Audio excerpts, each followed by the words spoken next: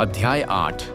वह क्यों वापस नहीं आई। सुबह का समय चल रहा था और हान ली अपनी छोटी सी झपकी का आनंद ले रहा था। वह और सोना चाहता था, लेकिन भले ही वह एक ठंडा असबाब था, दोपहर की धूप अभी भी उसे जगाने के लिए काफी कठोर थी।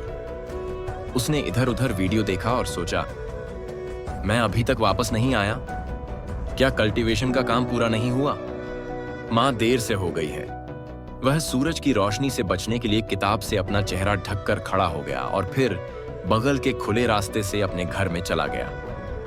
ऊपर की छत की छाया महसूस करते ही वह थोड़ा शांत हो गया और धीरे धीरे छत से उतरकर भूतल पर आ गया। उनके घर में छत के ऊपर एक छोटी सी जगह थी और ऊपर फूस की छत थी। यह 2 नावों जैसा घर था, लेकिन फिर भी नहीं। नीचे आकर उसने थोड़ा और समय बर्बाद करने के बारे में सोचा, लेकिन तुरंत अपना सिर हिलाया। वह पहले ही बहुत आराम कर चुका था, उसे काम पर लगना चाहिए। सबसे पहले चलो मां की तलाश करते हैं और कल्टीवेशन के काम का जायजा लेते हैं। जंग लगी चाबी को बगल से निकालकर वह घर से बाहर निकला। जैसे ही वह दरवाजा बंद करने वाला था, उसकी नजर दरवाजे के लकड़ी के फ्रेम पर चिपके एक पुराने कागज पर पड़ी, जो मोटे गोंद से चिपकाया गया था। भौहें सिकोड़ते हुए उसने उसे उठाया। उस पर कुछ गंदे शब्द लिखे थे और पढ़ते ही उसका चेहरा तुरंत पीला पड़ गया। अगर तुम मां को जीवित रखना चाहते हो तो शाम 5 बजे से पहले अपनी स्टारलाइट जोन से बाहर निकल जाओ और शहर छोड़ दो। मां जो काली किताब पढ़ती है उसे साथ ले जाना मत भूलना। और हाँ, मदद मांगने की कोशिश मत करना।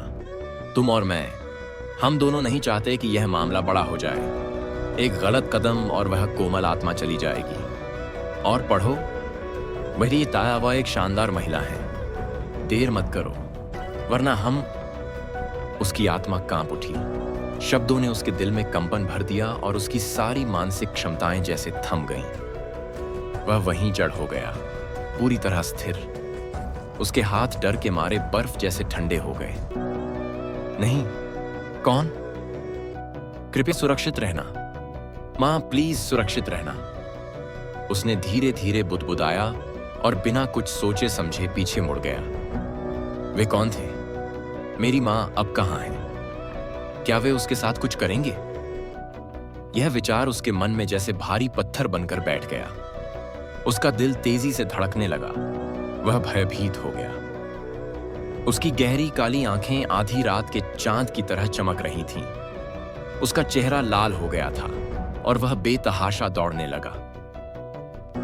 किताब, पैसा सब ले लो, बस उसे मत छुओ। इस दुनिया में मां ही उसकी सबसे कीमती चीज थी।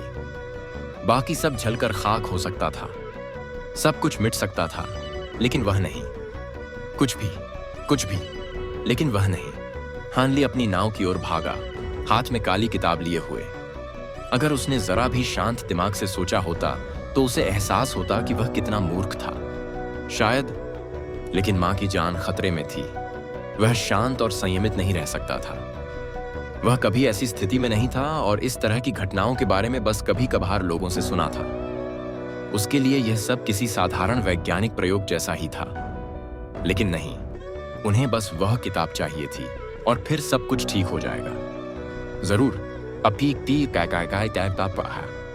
तो सब ठीक हो जाएगा। और इसी के साथ यह अध्याय समाप्त होता है।